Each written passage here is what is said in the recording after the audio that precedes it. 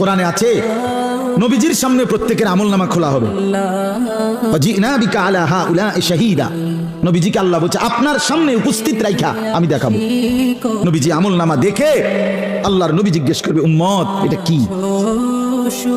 উম্মত দিনের পর দিন ফজরের নামাজ কোথায়, জোহরের নামাজ কোথায়?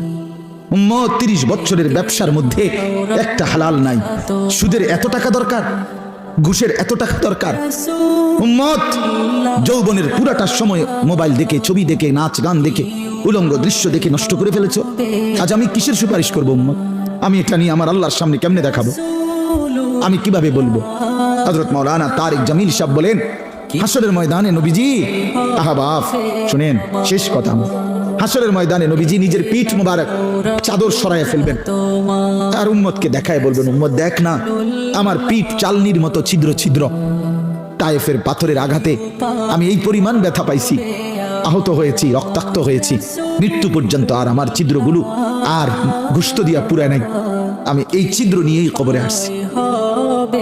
আমার 23 বছরের এই কষ্ট, এই আমানত, আমার উহুদের দান শহীদ, আমার পেটে পাথর বাঁধা, আমার সাহাবীদের এই শাহাদাত, আমার বেলালের এত কষ্ট, খাব্বাবের এত জুলুম নির্যাতন সহ্য করা, বিনিময় উম্মত কি নিয়ে আস, কি নিয়ে আস? জিন্দেগি কোনো কদর করলেন না। আবার ইন্নী লাকুম মিনহু নাযীরুম মুবিন, আল্লাহ বলছে নবী শুনাইছে 2 বার, পর পর 2 বার বলছে উম্মত আমি কিন্তু ভয় প্রদর্শন করি।